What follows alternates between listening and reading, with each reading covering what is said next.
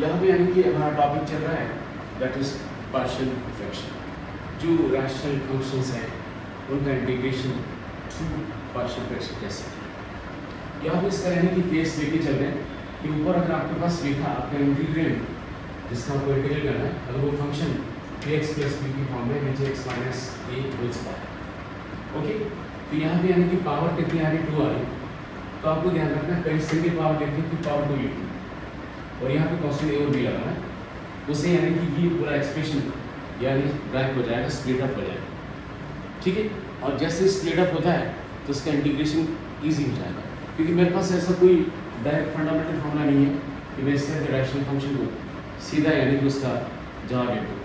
तो अब यहाँ पे यानी कि अगर पावर 3 है तो यहाँ पे आप क्या लिखेंगे, x माइनस ए की पावर 2 और प्लस c लगाकर x माइनस ए पावर 3 लिखेंगे। इफ योर पावर इज 3 तो आपको सिंगल पावर, डबल पावर और ट्रिपल पावर 3 स्टेप लिखेंगे। इफ यू हैव 2 पावर्स तो आपके पास सिंगल पावर, डबल पावर। अगर आपके पास इसकी पावर क्या होती, 4 पावर होती, कितनी, तो 4 पावर होती तो आप क्या करते हैं पता आपको, सिंगल, डबल, ट्रिपल और पावर 4 तक, यानी स्टेप कितनी आती, 4 स्टेप। बस समझ पा रहे हैं आप, ठीक है। इस वक्त आपके पास यानी कि डबल पावर, इसमें सिंगल पावर लिखी और डबल लिखी एंड स्टॉप इट। अब आगे से आपके पास एक प्रॉब्लम दे रखी है, इस ये जो अंदर लिखा है रैशनल फंक्शन है, इसको उठा के बाहर लिख दीजिए।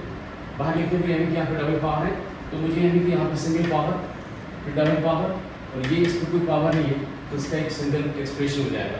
केवल आपको व्हाइट बोर्ड भी देखना है अगर आपको आगे बढ़ना है, केवल मेरी आवाज़ के अलावा कुछ भी सुनेंगे आप आगे बढ़े, कुछ भी नहीं लिखेंगे, लिखने के आपको टाइम दिया जाएगा। अब आप इसका एल्सियम लेंगे, इस पूरे का एल्सियम क्या आएगा, इस पूरे का एल्सियम क्या आएगा। तो अब अगर ये चाहिए तो यहाँ पे किसकी कमी है, x+1 की एक उसकी ज़रूरत है और एक x+3 की, तो आप ऊपर मल्टीप्लाई कर दीजिए। यहाँ पे किसकी कमी रहेगी, x+3 की रहेगी और यहाँ पर x+1 होल स्क्वायर की कमी रहेगी। जैसे आप एल्सियम लेंगे तो ये इधर का बॉटम और इधर का बॉटम सेम होगा, वो कट जाएगा।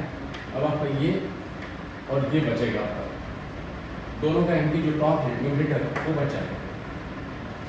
ये दोनों आप इस ब्रैकेट को ओपन कर दीजिए, आप इस ब्रैकेट और यहाँ पे भी इस ब्रैकेट को ओपन कर दीजिए।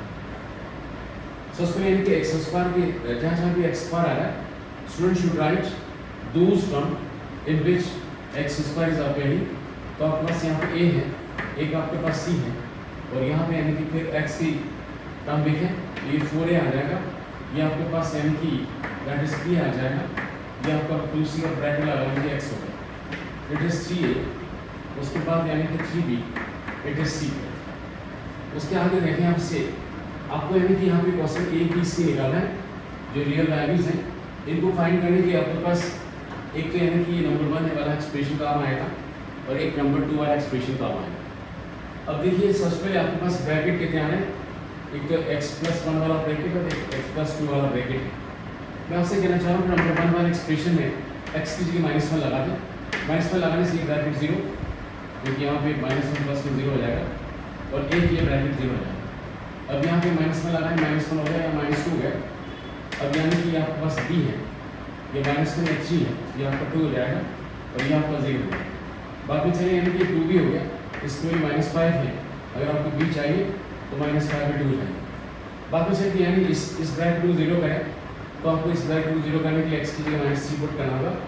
तो यहाँ पे -3 पुट करें तो -9, यहाँ पे -2, यहाँ पे -3 पुट करने से ये पूरा 0 होगा, ये आपका 0 हो जाएगा। यहाँ पे -3 + 1 सो इट इज़ -2 और जिसका स्क्वायर यानी कि आप कर दीजिए। आगे चलिए ये दोनों 0 हो जाएंगे, ये यहाँ पर यानी कि आपके पास 4c हो गया, विच इज़ योर -11।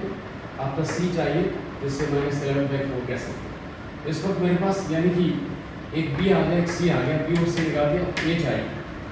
a के लिए हमें यहाँ पर क्या है, इसी जाना पड़ेगा। तो यहाँ पे यानी कि लेफ्ट और राइट में x की जो पावर के कोएफिशिएंट है उन्हें कंपेयर करना है। तो यहाँ पे x स्क्वायर का कोएफिशिएंट a+c है, मगर इधर कोई x स्क्वायर के टर्म नहीं है, इसलिए उसका कोएफिशिएंट 0 माना जाएगा। तो आप यहाँ आगे चल के यानी a+c पुट कर दीजिए। a+c से मुझे क्या फायदा होगा कि c की वैल्यू मेरे पास ऑलरेडी आ चुके हैं।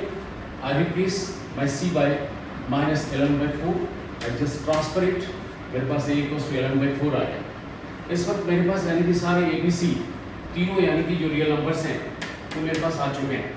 अब डेफिनेटली यहाँ पे पुट करके इस रैशनल फंक्शन को लिखने का एक और तरीका हमने ढूंढ लिया और उसको सीधा आप यहाँ पुट करके फिर यानी कि आप इसका इंटीग्रेशन कर पाएंगे।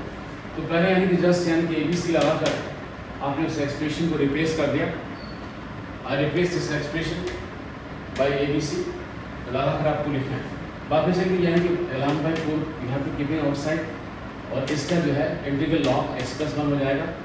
ये आपके पास 1/, यानी कि आपको पता है 1/x² का जो इंटीग्रल है वो हमेशा -1/x होता है। तो इसका यहाँ पे 1/x² है वो माइनस में आएगा और इट विल बी 1/x + 1 होगा और वो माइनस और ये माइनस यहाँ पे प्लस हो जाएगा। यहाँ पे यानी कि -11/4 को आप बाहर की तरफ लिखें और इसे log x + 3 एक मोड लगा लीजिए +c। अब देखिए यानी कि यहाँ पर ये और ये एक साथ लिख सकते हैं। This is log n - log n, वह हमेशा log n/n हो जाएगा। ये इसका आप अलग से लिख लीजिए क्योंकि इंटीग्रल तो हो चुका है और प्लस ये कांस्टेंट ऑफ इंटीग्रेशन लगाएं तो इस तरह से इस वंडरफुल क्वेश्चन को वर्क आउट किया जा सकता है। That's all.